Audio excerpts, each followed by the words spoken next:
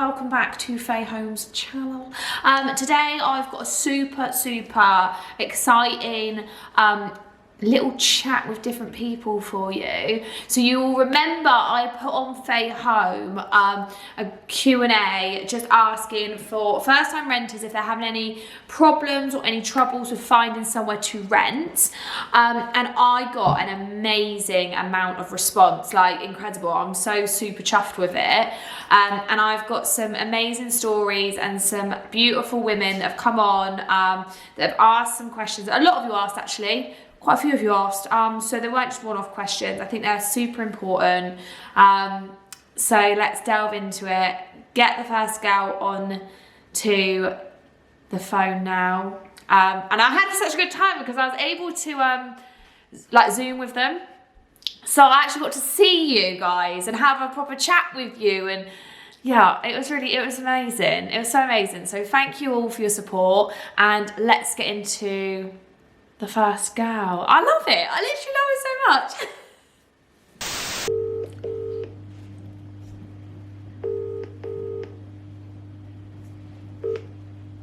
Hello? Oh, hi, is that Kirsty? Yes. Hello, it's Faye. You okay? Yeah, good, thank you. You? Yeah, I'm good, thank you. Thank you so much for responding to, obviously, my Instagram. Just tell me a bit about like what your situation and obviously how you've come around and why you're wanting to move, that kind of thing. So at the moment, I'm renting with my boyfriend, and we've been here for a year and a bit now. Okay. We wanted to move out because the heat in the summer in this flat is disgusting. But we've got a 6-month break clause, so we're trying to line that up with another property, but it's not as easy as it seems. Right, okay, so you are currently, so you've been there 18 months, you say? Yeah, about that. Okay, and when you initially signed your contract, what did you sign? We signed it, God, is it 2019, I think? Okay, so 2019, and do you remember if it's only because you say you've got a break clause, so have you redone your contract, have you? Yeah, so we renewed it because we had nowhere to move out to, and it was because it renewed in October last year. Yeah. But it was just really hard to find somewhere that fast, and obviously people put stuff up within like a few weeks of them wanting you to move in, so yeah. It's not easy to search for stuff. If that makes sense. No, of course. Okay. And are you currently renting privately, or are you renting through an agency, do you know? Through an agency with Bridges. Okay, cool. So, what I would want you to do is just check your contract, because I would say, do you know when you last signed it? October. You signed it in October, and you're certain that you signed it for another 12 months with a 6-month break clause, are you? Yeah. Okay. So, if I was you, I would be going to the agent and just saying, look, this is our situation. We are wanting to leave. We understand, obviously, that we are in a 12-month contract with a 6-month break clause. What I would be saying to them is just to give yourself some time, if you can, because ultimately you're going to be paying for an apartment that you're living in that you don't want to live in if you can't find the time, or you can't find the property in the right time frame. Or, even worse, you are going to end up paying for 2 properties. Yeah, that's what we don't want to happen. Not what you want to happen. So, that would be my advice to you. Go to your agent, have a good chat, and sort of use that. It might be the fact, you never know, the landlord at the same time might be looking to, the housing market's so good at the moment, they might even be looking to sell it. You know, you staying for another 6 months might not actually even help them. They might be considering selling it. You never know. So have you spoken to the agent? What are they saying? We haven't actually spoken to the agent, just because the landlord is pretty hands-on. Like, he doesn't really like to go through the agency, which is a bit backwards considering he's gone through that route. Yeah. But I know for sure that he said that he isn't charging enough for this place. So there you go. See, unfortunately, good news for you, maybe not so good for the news for the next person, but There's inflation in everything. Would be my advice to you. Go and have a good chat with them. Kind of give them, lay it out flat for them. You know, give them your scenarios, give them what you're wanting to do. You have, you know, unfortunately in this world, to get a bit, you've got to give a bit, and know that actually you saying that you're happy to pay his relet fees will be a massive thing to the landlord, because ultimately after those 6 months you're going to be leaving anyway, so he's going to have to pay those fees regardless. Yeah. Whereas you can get another 12-month contract in there with him not paying for that relet fee for the cost. I know it's crap, I know it's not ideal because you'd like to get out sooner and you'd like to get out probably free of charge. However, it is going to be cheaper for you because, like I say, worst case, you're probably going to end up paying a rental, you're going to end up paying council tax potentially on 2 properties. Like, there's a lot more to it. So that would be my advice. I hope that it's helped you a little bit. yeah, I'll go speak to Bridges. Yeah. Go and have a little chat with them, Kirsty. Obviously, keep in contact with me on Faye Home, because I'm always on those DMs. I love knowing what everyone's up to. So I hope that you find a solution, and like I say, please stay in contact. Yeah, cool. Thank you for talking with me. No worries. I'll hopefully speak to you soon. Alright, Thanks, Kirsty. Bye.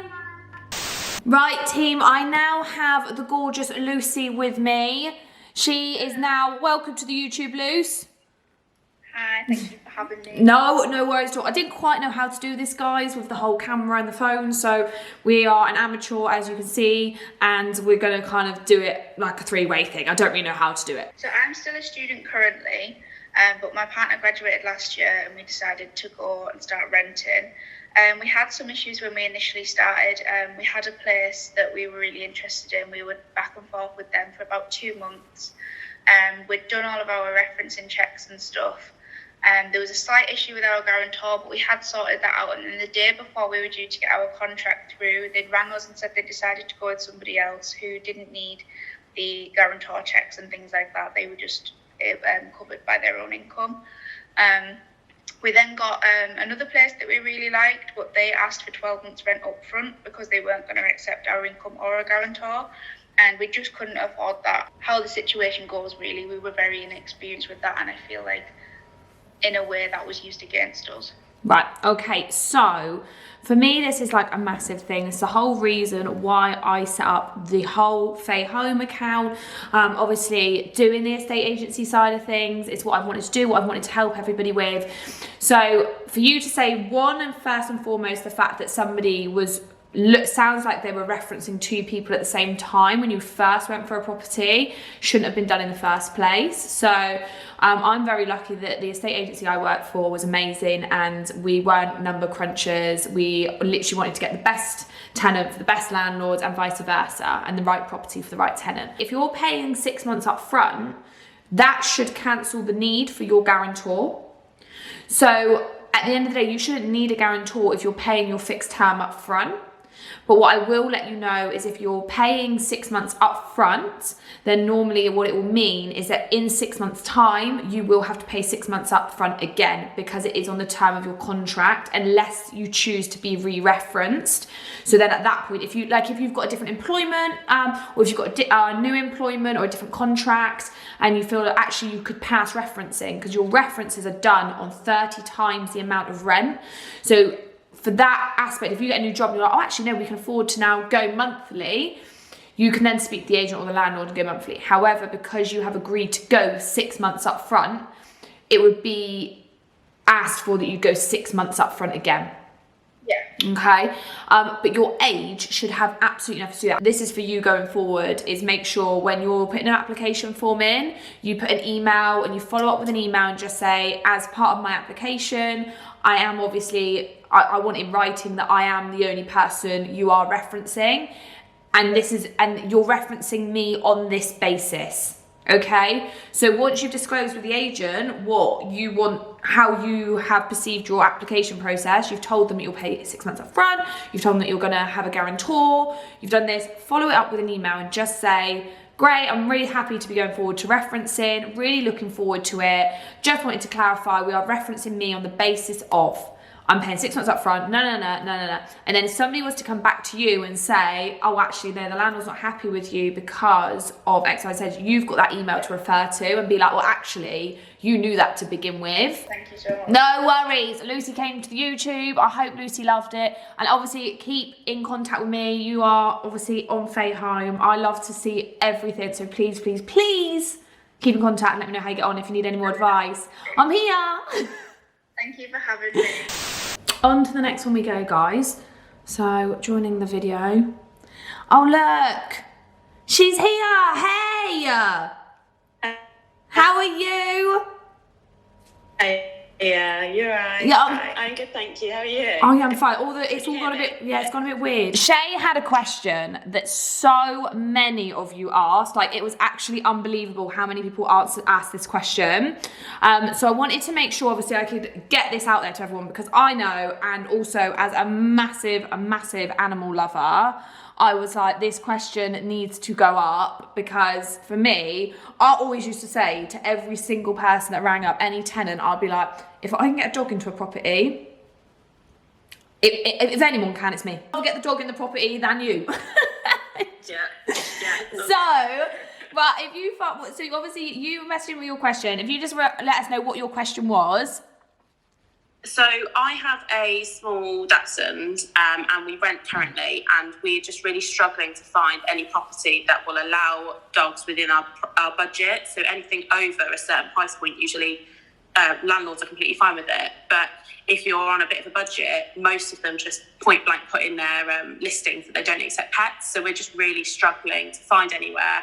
And he's so well behaved, but they're just, I can't get through to lessons agencies, I can't get through to landlords, it's just really difficult.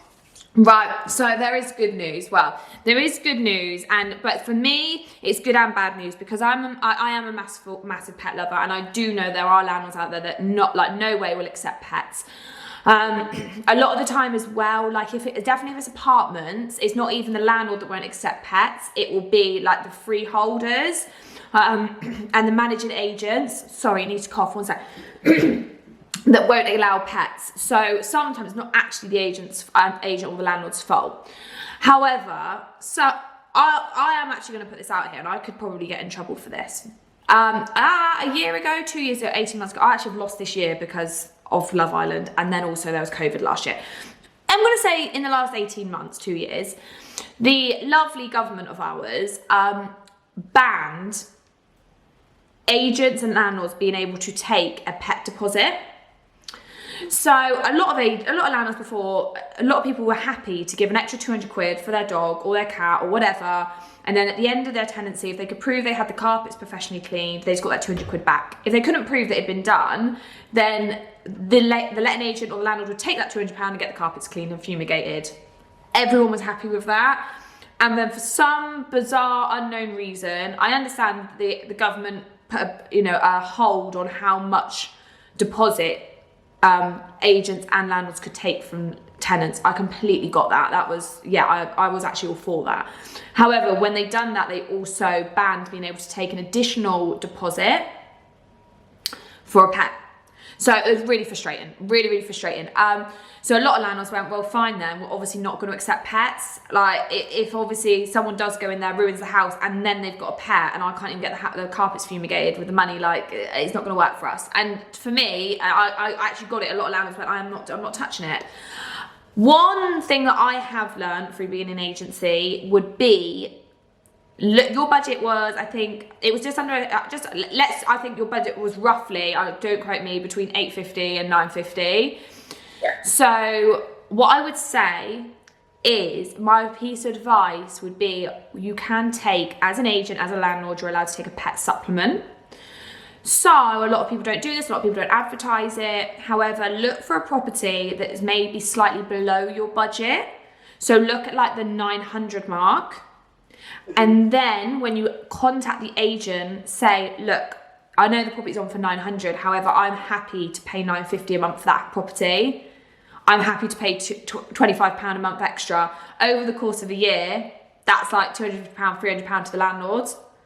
Yeah. They're happy, you're happy, and hopefully your pet's going to be in there as well. So look a little bit below your budget, but also think about the pet supplement. You've only got a small dog. It's like, obviously, I don't know off the top of my head, but they don't molt very much, do they? No. No. I know exactly what dog, but I'm a retriever girl. I've got hair everywhere. So, and I know what you mean. Like, the bigger properties are normally the case, but don't let that fool you, because with bigger properties, 9 times out of 10, it's either the dog or the kids. I'd always go with the dog. But that would be my advice. Look for something a little bit below budget, but give somebody a call. Even if it says no pets, you can say, I've seen that you said no pets, however, I am happy to pay £25 a month on top of for my pet to be there. And 9 times out of 10, most landlords will be more than happy with that. They can either keep that £25 back a month, they're still getting the 900, 200, whatever, how much a month. They're still getting that money, but they can keep that money back and then get the carpets cleaned when you vacate. That's brilliant. Okay, so I hope that was a bit of advice. Definitely. No, it's been really helpful. Thank you. No worries. Keep me up to date on Faye Home. I'm literally saying to everyone I've spoken to, I want to know all about the stories, because I hope at some point we'll have you back on. You'll be like, oh my god, I'm in my new house and use your advice. All right. Well, good luck. So team, that is part 1 of this episode done. I got the most amazing girls on. I also have some more interviews coming out on Wednesday, so you're going to get 2 episodes in a week from me. Hope you don't mind. So part 1 is done. I hope you look forward to part 2, where we have even more conversations.